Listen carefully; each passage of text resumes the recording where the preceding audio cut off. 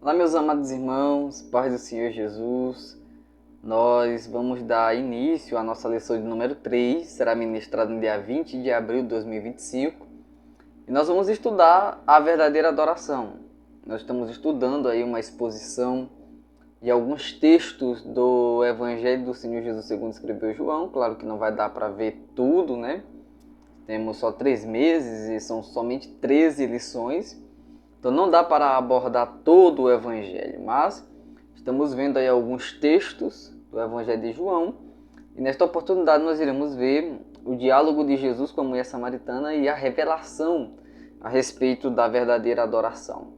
A verdade prática diz que adorar significa viver em total rendição a Deus, entregando-nos plenamente a Ele. Então, já no início da lição, já na verdade prática, o comentarista da lição já deixa aqui bem claro que o que vai se tratar nessa lição a respeito da adoração, que tem que ficar bem claro em nossa mente, é que adorar é viver em total rendição a Deus, é viver em total obediência a Deus. Então, toda vez quando eu obedeço a Deus, eu estou adorando a Ele.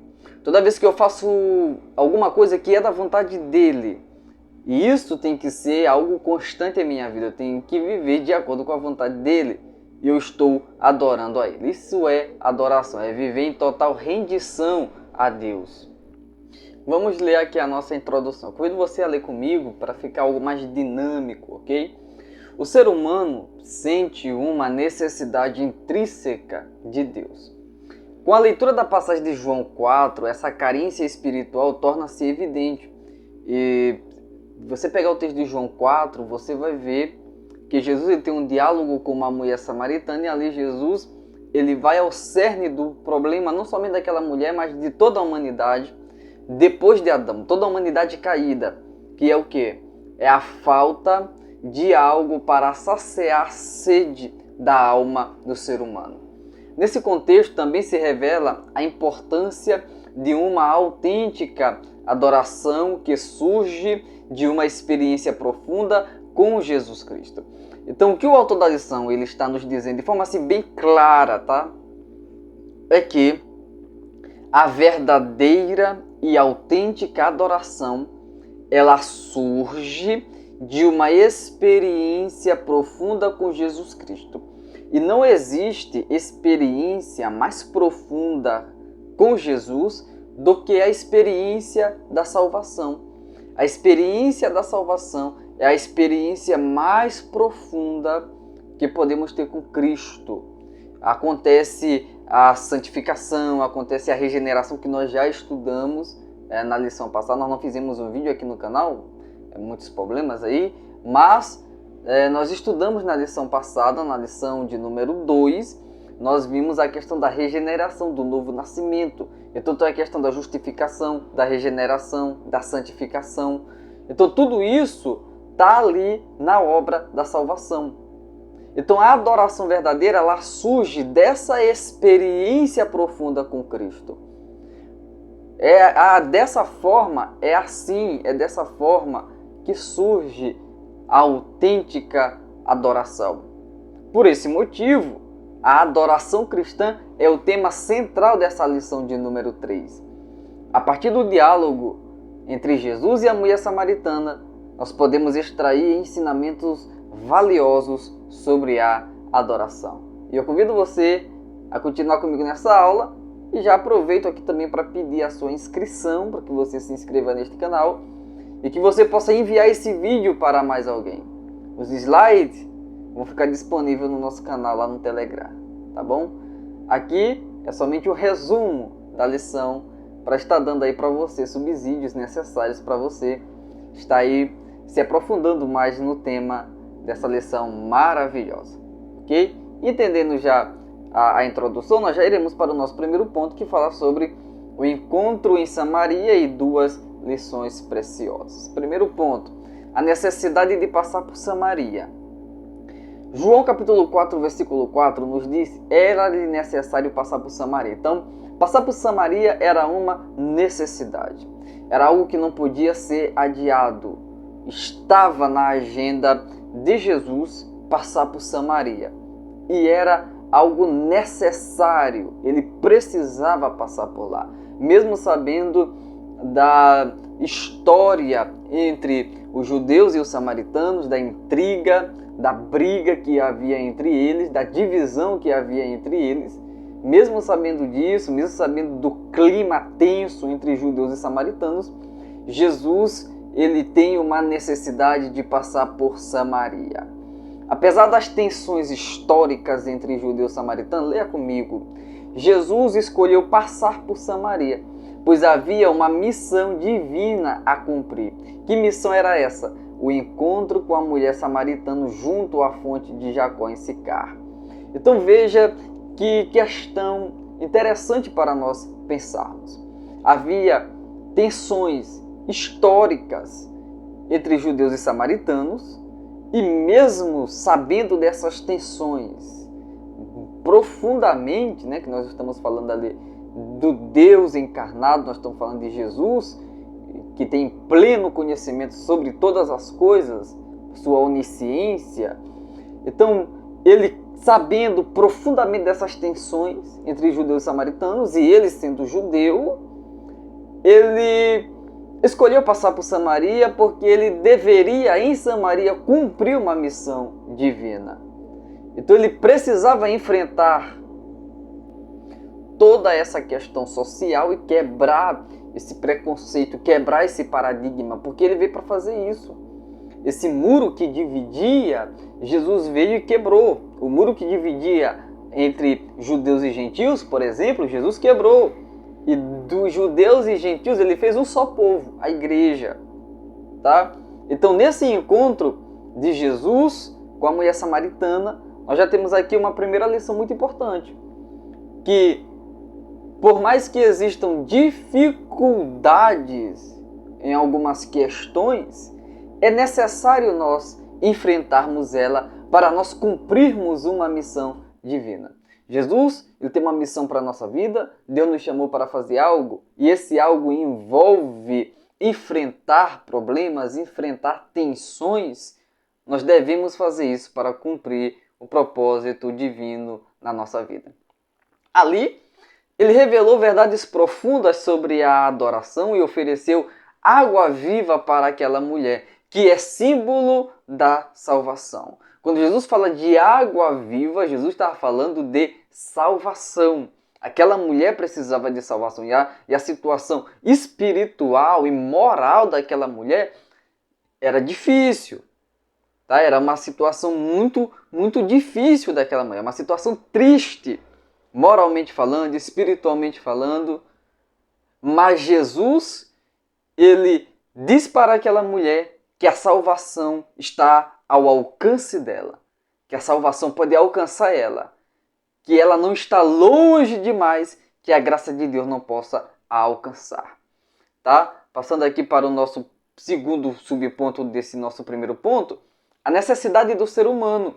João capítulo 4, versículo 13 ao versículo 14 diz assim: Jesus respondeu: aquele que beber desta água tornará a ter sede, ou seja, da água do poço que a mulher estava tirando ali. Mas aquele que beber da água que eu lhe der, nunca mais terá sede. Jesus, cansado da caminhada, pedia água à mulher samaritana. O pedido abre espaço para uma conversa transformadora. Ele oferece à mulher água viva, que simboliza a vida eterna. Veja que aqui nesse trecho do capítulo de número 4 do Evangelho de João, e o Evangelho de João ele mostra muito a questão da divindade de Jesus, mas nesse ponto aqui específico nós estamos vendo João também mostrando a humanidade de Jesus. Jesus como homem, Jesus cansava, Jesus como homem, Jesus sentia sede. E ele cansado, com sede, pediu água àquela mulher samaritana. E a mulher se recusa a dar água para Jesus. Ela se recusa a fazer isso. Então Jesus, ele oferece, veja bem, Jesus pedia água do poço, a mulher se recusa a dar essa água do poço para Jesus, e Jesus oferece a ela uma água muito mais superior, a água viva, ou seja, a vida eterna. A lição que nós aprendemos com isso: toda pessoa precisa de Deus. Por isso nós devemos estar atentos a todas as oportunidades que Deus nos dá de compartilhar o Evangelho. Veja que estratégia impressionante, interessante, que Jesus usa para alcançar essa mulher com o poder do Evangelho. Jesus usa a situação que ela estava ali inserida. Ela estava pegando água do poço. E Jesus diz: eu tenho uma água melhor. Eu tenho uma água que vai saciar. Claro que aqui eu estou parafraseando, né? Eu tenho uma água que vai saciar a sede da sua alma. E essa mulher fica impactada e diz: eu quero dessa água. Me dê, Senhor. Eu quero dessa água. Então veja que coisa interessante. Nós estamos aprendendo aqui que nós não podemos desperdiçar as oportunidades para nós compartilharmos o Evangelho. E que nós possamos usar estratégias para alcançar as pessoas com o poder do Evangelho. Jesus usou estratégias para alcançar as pessoas com o poder do Evangelho. Então nós também podemos usar estratégias para alcançar as pessoas com o poder do Evangelho do Senhor. Agora, partindo para o nosso terceiro subponto, o lugar de adoração a Deus. João capítulo 4, versículo 23. Mas a hora vem, e agora é, em que os verdadeiros adoradores adorarão o Pai em espírito e em verdade. A mulher questiona sobre o lugar correto para adorar. Veja que na percepção da mulher, a adoração ela estava restrita a um lugar físico.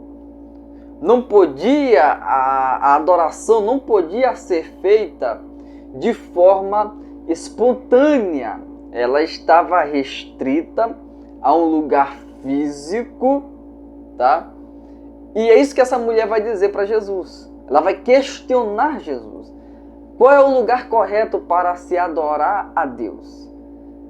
É em Jerusalém, onde está o templo, ou é no Monte Gerizim, aonde os patriarcas adoraram a Deus?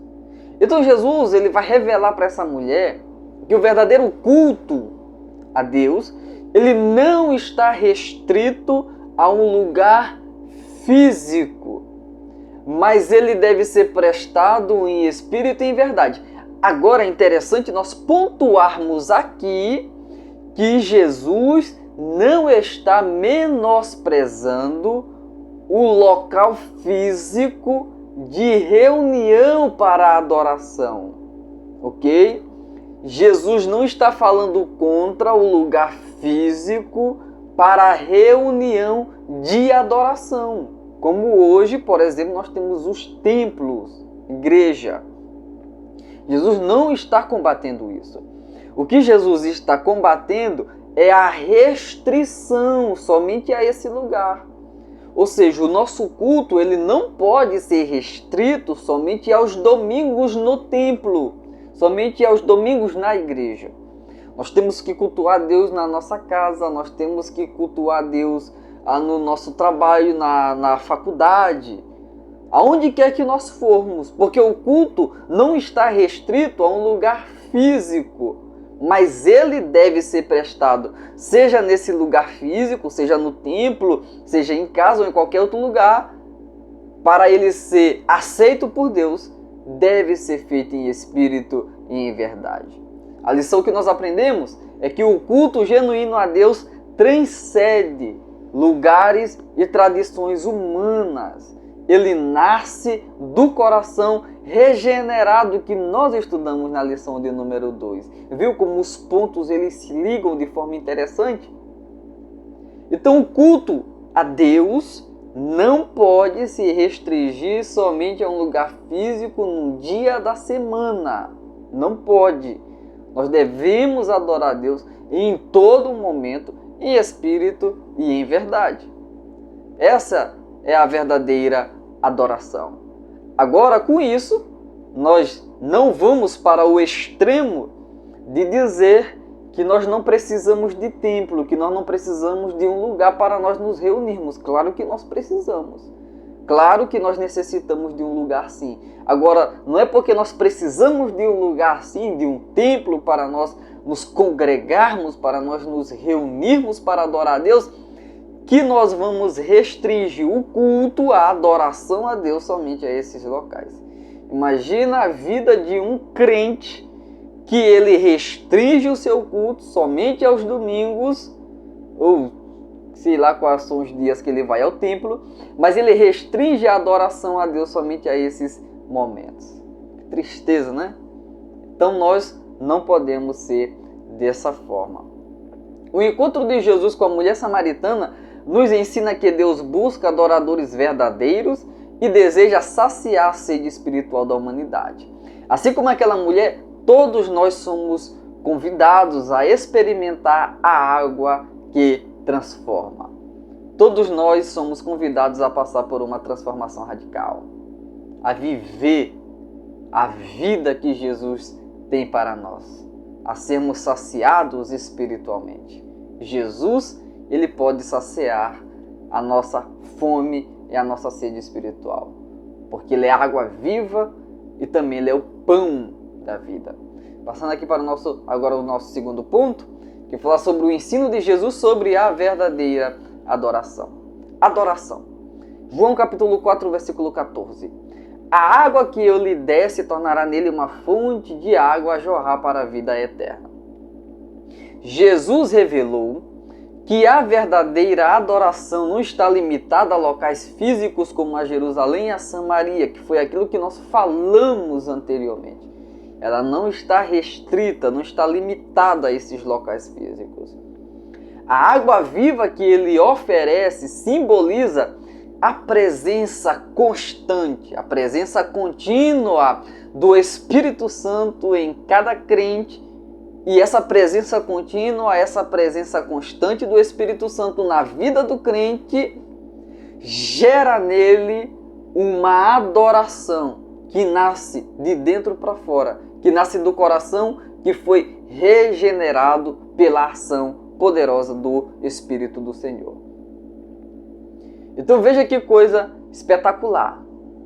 A água viva é, como o autor coloca na lição, simboliza não somente a vida eterna, mas também a contínua presença do Espírito Santo na nossa vida. E quando nós temos essa presença contínua do Espírito Santo na nossa vida, isso vai gerar em nós, no nosso coração, uma adoração genuína, uma adoração verdadeira. E essa adoração verdadeira, ela é espiritual, ela é sincera. Pois Deus não busca rituais externos, mas corações que estão rendidos a Ele. Então, percebe que a adoração verdadeira ela não pode e ela não tem como, não há possibilidade dela ficar restrita somente ao templo. Com isso, claro que eu não quero dizer que no templo não haja adoração verdadeira. É claro que haja. Se eu estivesse dizendo isso, eu estaria afirmando aqui que eu não adoro a Deus verdadeiramente, porque eu adoro a Deus no templo. Mas eu não adoro a Deus somente no templo. Eu adoro a Deus na minha casa, no serviço, na aula. Ok? Quando eu estou em aula, quando estou, enfim, no curso, etc. Por quê? Porque a presença contínua do Espírito Santo na vida do crente faz com que a adoração brote no coração dele. E o Espírito Santo não está na vida do crente somente lá no templo. Ele está no templo, mas também está fora do templo na vida do crente. Então, se o Espírito Santo está, e ele está na nossa vida, quando nós estamos fora do santuário, quando nós estamos fora do templo, então é claro que fora do templo vai ser brotado do nosso coração uma adoração verdadeira, espiritual, sincera.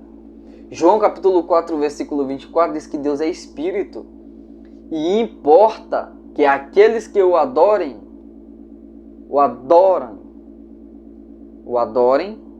em espírito e em verdade.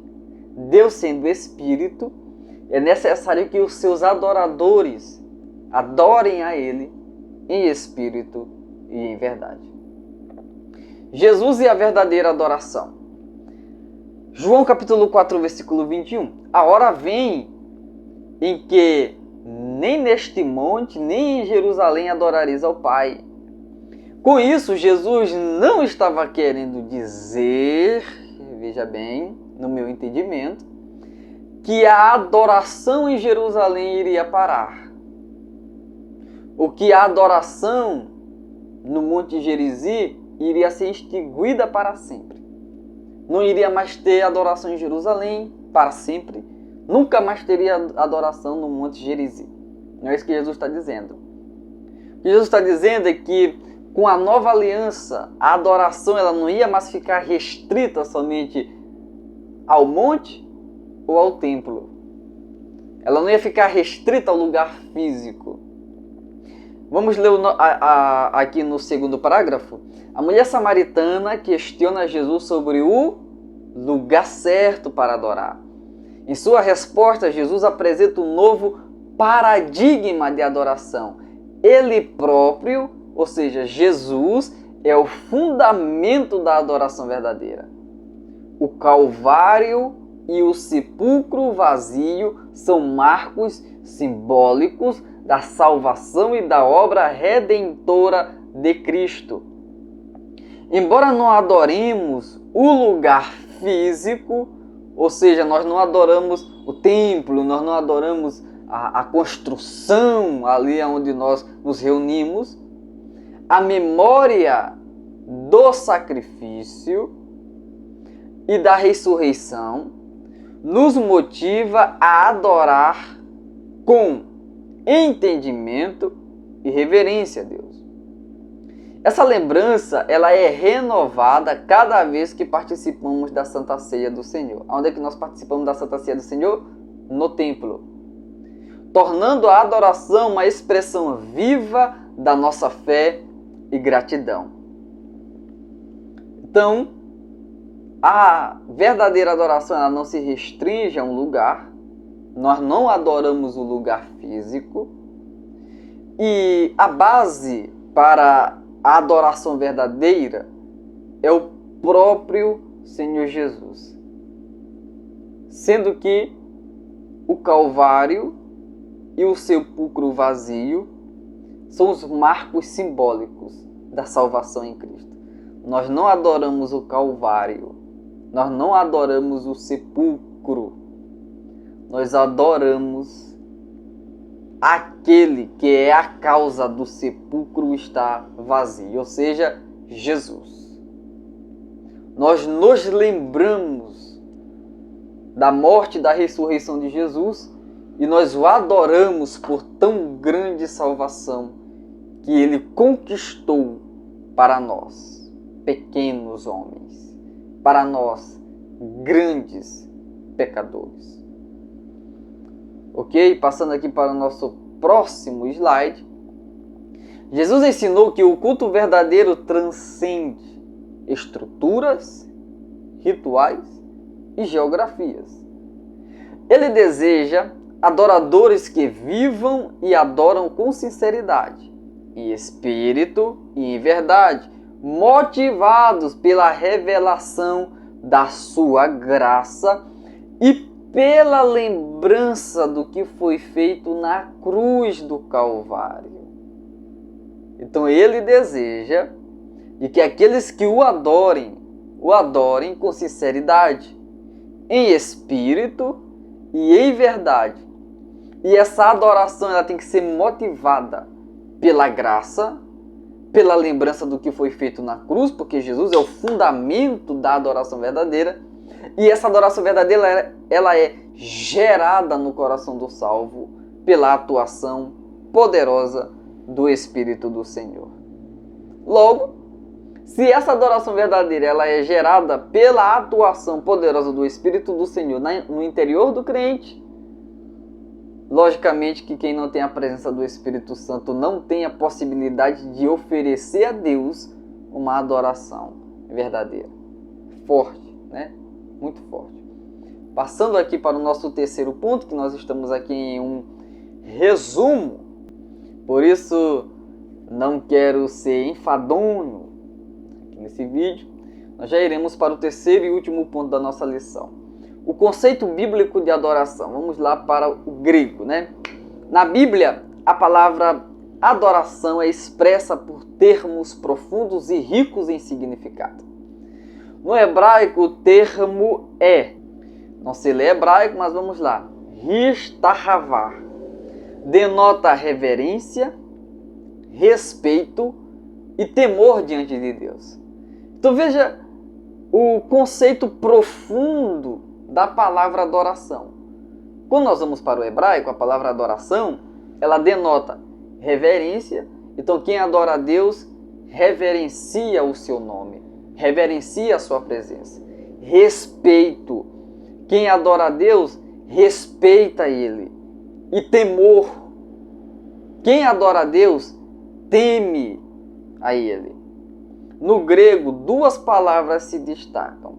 Latreia refere-se ao serviço prestado com submissão. Então, toda vez quando eu estou servindo a Deus em submissão, com respeito, com reverência, com temor, com dedicação, eu estou adorando a Ele. E proskuneo, que é traduzido como adorar e carrega a ideia de prostrar-se em humildade. E isso diante de Deus. Tá? Jesus usou proskuneo ao ensinar a mulher samaritana sobre adoração. No português, adoração implica atribuir valor e honra. Logo, adorar a Deus, adorar Jesus, é reconhecê-lo, render-se a Ele e exaltá-lo por quem Ele é, por seu caráter, por sua natureza perfeita. Adorar Ele por aquilo que Ele é. Claro que também nós o adoramos por aquilo que Ele faz, porque as suas obras são grandiosas, poderosas, que ninguém pode contar. Mas muito mais do que adorarmos a Ele pelas suas obras, nós adoramos a Ele por aquilo que Ele é. Porque Ele é bondoso, porque Ele é misericordioso, porque Ele é gracioso, porque Ele é grande, porque Ele é poderoso, porque Ele é amoroso, porque Ele é onisciente, onipotente, onipresente, eterno, imutável. Ele é o Rei dos Reis, o Senhor dos Senhores, Ele é o Criador de todas as coisas. Ele é aquele que levanta, aquele que abate, aquele que dá vida, tá? Ele é aquele que tem poder de dar vida eterna. Ele é que perdoa os nossos pecados, Ele é que cura as nossas feridas. Então nós adoramos a Ele por aquilo que Ele faz, mas muito mais por aquilo que Ele é. Porque Ele é Deus, Ele é Senhor. Louvado seja o seu nome para todo sempre. A adoração como um ato de rendição a Deus. Então nós vimos que adoração também é se render ao Senhor. O termo proskuneo ou proskuneo também está relacionado ao gesto de beijar os pés de alguém em sinal de humildade e submissão. Então adorar a Deus também é se render aos seus pés. Se render aos seus pés. E a mulher pecadora, se você lembra-se do texto de Lucas 7, capítulo 7, versículos 37 e 38, representa esse tipo de rendição sincera. Lembra de João Batista, que ele diz que aquele que vem após mim é mais poderoso do que eu não sou digno de, baixando-me, submissão, desatar-lhe as correias das sandálias, serviço de escravo, humildade. Então adoração é isso. Adorar é reconhecer a nossa inferioridade e exaltar a grandeza de Deus com entrega total e reverência. Isso é adorar. Adorar é reconhecer que eu sou pequeno, é reconhecer que eu tenho limitações, é reconhecer que eu sou falho, mas o Deus que eu sirvo é perfeito, é grande, é poderoso, e por isso eu me entrego totalmente a Ele. Eu entrego a Ele não somente a minha alma, não somente o meu coração, mas o meu corpo também. Eu entrego a Ele tudo o que eu tenho, tudo o que eu sou. Isso é adoração, é rendição, é se render a Deus em humildade, em submissão, com entrega total, com reverência. Isso é adoração. Isso é adoração verdadeira. Terceiro subponto, a adoração como ato de serviço a Deus. Adorar é também servir. Esse serviço não é forçado, mas brota do coração que reconhece a soberania de Deus. E esse coração é aquele coração que foi regenerado pela atuação poderosa do Espírito Santo nele. Então, esse serviço, ele brota dessa atuação poderosa do Espírito Santo. Brota desse coração regenerado que reconhece a grandeza, a soberania de Deus. Adorar com a vida é apresentar-se a Deus como um sacrifício vivo, cumprindo com fidelidade o propósito de Deus. Jesus afirmou que não se pode servir a dois senhores.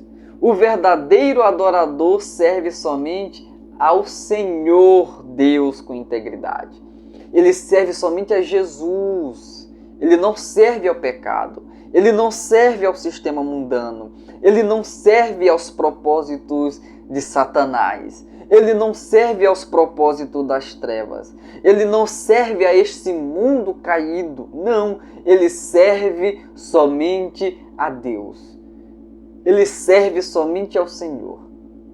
Esse é o adorador verdadeiro. E é essa adoração que Deus quer dos seus filhos.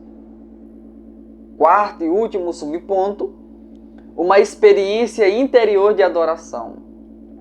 A verdadeira adoração nasce de uma necessidade interior de se conectar com Deus. Salmo 42, verso 2, diz: a minha alma tem sede de Deus, do Deus vivo. Quando entrarei, me apresentarei ante a face de Deus. Veja que o que o salmista está mostrando é um coração que deseja intensamente a presença de Deus, que anseia pela presença de Deus. Olha a pergunta que ele faz: quando entrarei e me apresentarei ante a face de Deus?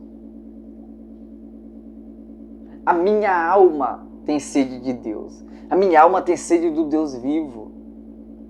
Então isso é uma experiência interior de adoração. É um coração que adora a Deus e deseja a sua presença intensamente. A adoração verdadeira estabelece um vínculo profundo com Jesus Cristo, reconhecendo-o como Salvador e como Senhor da vida. Isso é adoração. Eu espero que você tenha compreendido o que é a verdadeira adoração, o que é adorar a Deus, o que é adorar a Deus em espírito e em verdade, o que é ser um verdadeiro adorador, que a adoração não se restringe, não se limita somente ao templo físico. Nós nos reunimos no templo físico para nós adorarmos a Deus, mas a adoração não está limitada somente a esse espaço, ok? Em que áreas de nossa vida as palavras rendição, gratidão e serviço a Deus podem ser aplicadas? Essas palavras trazem consigo a expressão de uma adoração autêntica a Deus. A adoração em espírito e em verdade é um chamado ao modo de viver em que Deus é glorificado em tudo. Espero que você tenha gostado dessa aula. Você gostou? Comente aqui para eu ver se você está gostando, se você está sendo edificado. Que Deus nos abençoe, meus queridos. Até a próxima aula, se Deus nos permitir.